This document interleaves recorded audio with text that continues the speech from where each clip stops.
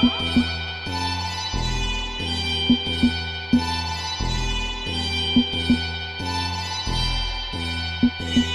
this.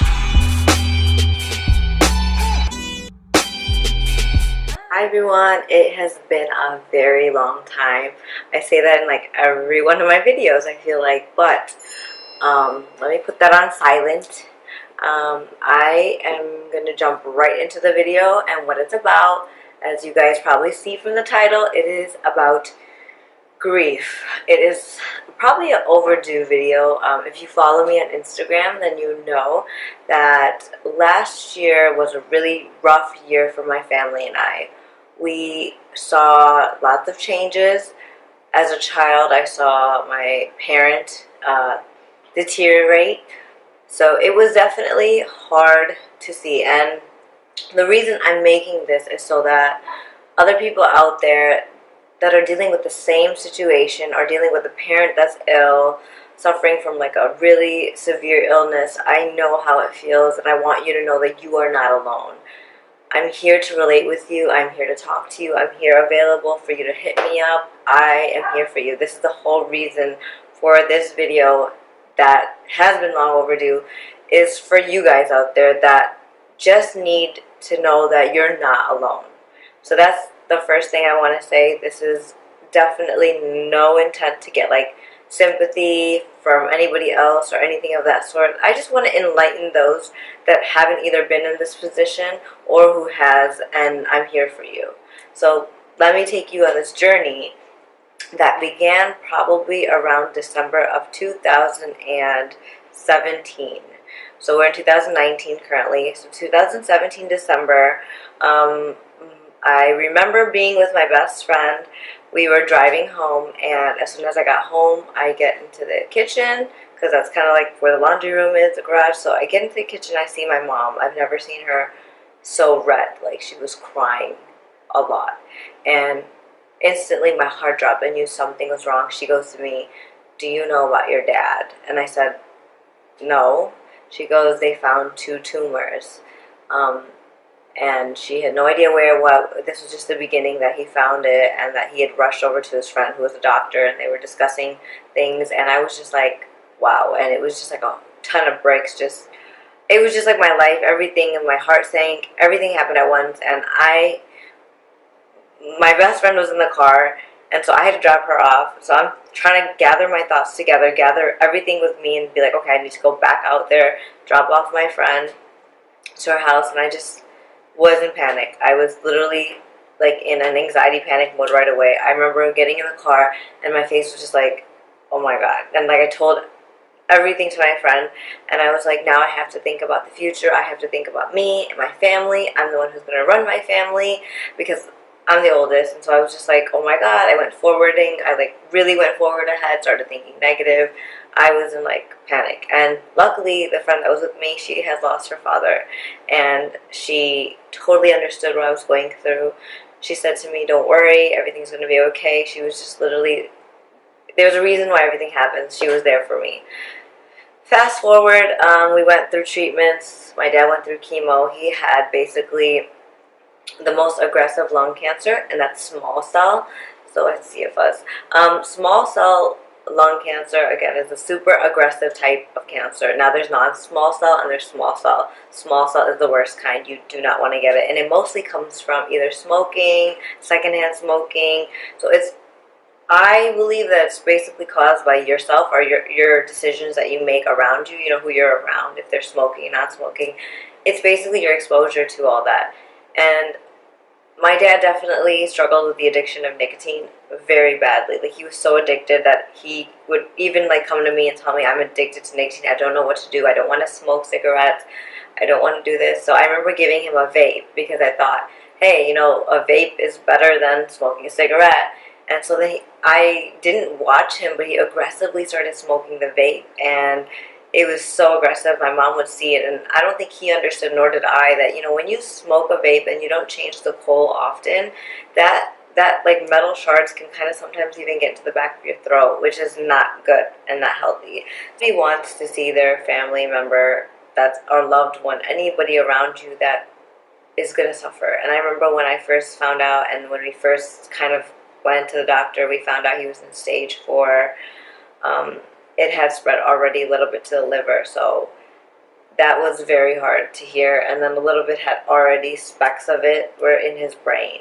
So his first round of chemo was okay. Nothing was changed. He was doing good. And I had voiced to my family that I'm so nervous to see my father deteriorate. I didn't want to see him sick. I didn't want to see him throw up. I didn't want to see all that, because I suffer from bad anxiety. I suppress a lot.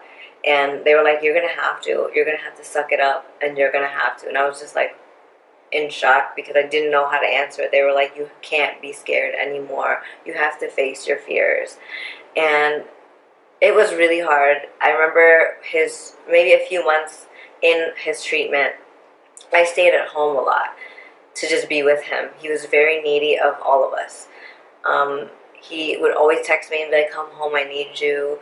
His voice had kind of gotten worse. He couldn't really speak towards the end of his illness. He was sick for about 10 months, and it had gotten worse within those 10 months. Completely had seen my dad go through changes. He became skinny, like you hear. He couldn't talk. His vocal cords had gotten completely, they were just paralyzed, because where the tumor was in his lung, it had paralyzed in the esophagus. There's that valve that kind of goes like this. I'm getting into science, but that was paralyzed. So even when he drank or ate, sometimes it wouldn't know, it wasn't shutting right. So that's why sometimes when you drink a drink and you start coughing because it goes down the wrong pipe, that's what happened. His pipe was slightly open, so he would always be afraid to eat. He started freaking out to eat even. So he stopped eating, and chemo also does that as an effect. You lose your appetite. So I just saw him throw up. I saw him get skinny. I saw him not eat, and I felt like I was being his parent and like, please eat. You have to eat. And it was just so rough. And I know anybody out there that's dealing with this, I know your pain. I know how hard it is. It's so hard to see somebody just literally just suffer in front of you. I saw how it affected my family. Everybody became closer, which is beautiful in a way, but it was just so sad, because it's like, why does what one thing have to be to bring us together? And it definitely is a journey, dealing with somebody who's basically passing away. Seeing my dad every day, you could see looking into his eyes that he would think about the fear sometimes of leaving. And he would say to us that, like, I'm not afraid to die. He would say, I'm afraid to leave you guys behind. And that used to kill me to hear him say that. So I definitely know how you guys feel. I'm always going to keep saying that, because I can relate. And what's to come, I still don't know. So if you're out there and you've grieved a parent or any family member that's so close to you, you can even reach out to me and give me some advice, because I don't know what's to come. My best friend, like I said, that had lost her father, she says she cries seeing me, because she's like, what's to come is going to hurt more. Like when somebody passes away right away and you're still going through that, just dealing and swallowing it, right? Accepting they're gone. That she's like, you're gonna remember him later on, not now, years from now. You'll remember the little things. And I'm starting to see that. I remember him in little things. So let me catch back up to the story. December, we found out he was sick. January, we started his chemo, like I said. And then it just got worse. He tried trials at universities. Nothing was really working. The cancer was spreading faster and faster.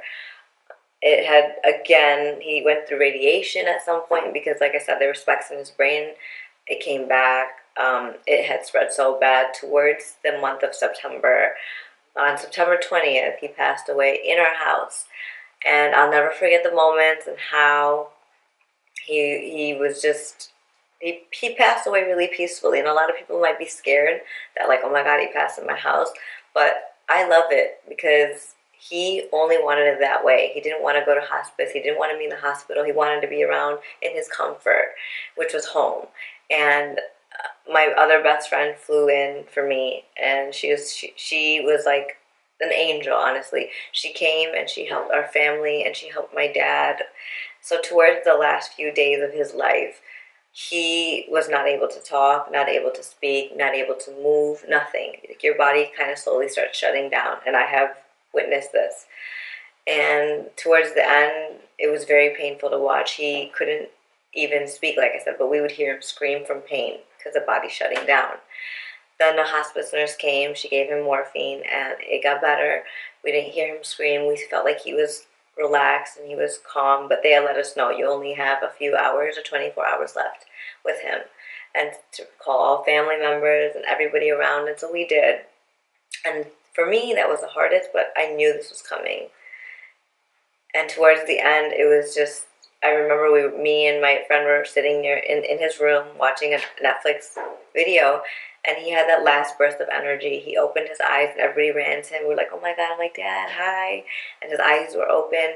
And then we saw his breathing slow down after a few seconds. And that's when we knew that was kind of it. And then my friend saw foaming, and that's one of the signs too, from the mouth. And that was it. Like, he was disappearing from us. So you really think, like, it's like you hear that it's scary, but it's really not. I was scared, but I'm telling you as a person, it's really not. It's actually the way he left. He made no noises. He didn't make any crying noise, nothing. It was so peaceful that we know he was at peace. And we were so happy that he's out of his misery at that point. So my grieving journey is different. I'm not one to cry. I'm not a crier. I suppress a lot, but I'm trying to also be the type that accepts it. I'm very realistic, so when he first got sick, I knew it was either going to be good or bad. It's either he's going to live or he's not. And I had accepted his passing right away. It wasn't something that I was in denial of. But now I do see a therapist, and if I need to, like, I speak with people about it. But I'm dealing with it in my own way. Everybody's so different in my family, so I'm have such a hard time with me. I'm just kind of one that doesn't really say much. I don't cry about it. Like I said, I don't think crying helps me in any way. So for me, it's more just like remembering the good moments and reminding myself that if he was alive, he would be in misery. Like, towards the end, it wasn't like he was able to do anything, and I would never want that for him.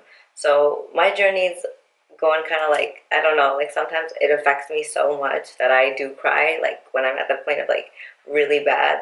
And then there's times that I don't cry at all, and I'm just like, you know what? Everything happens for a reason, and God, he's with God, and everything's going to be okay. So it's a journey that I don't know how to explain even, but I know how it feels, and I can totally empathize with somebody with what they're going through. I just pray for everybody that's going through this disease. This disease is so horrific. Those diseases that I just wish we had a cure for, and I'm sure we do. I honestly sometimes think we do, and the government's just hiding it. But whatever the case may be, it's such a hard disease. It's so painful to watch anybody go through it. And I pray for anybody out there that's going through this illness or any type of other illness that's not cancer. I know it's so hard, and I pray for you all, and I really truly hope that you recover and you fight this battle. Thank you for watching this video, and if you have any concerns or if you need to get a hold of me, try to message me on Instagram or Facebook. I will be there for you, and if you have advice for me, leave it down below. I will definitely read it, and I appreciate everything you guys have done for me and just supporting me throughout this journey and watching and praying for my family. I appreciate it so much. I know this video is kind of like all over the place, but it's just me being raw and getting back into YouTube. I'm so not used to this.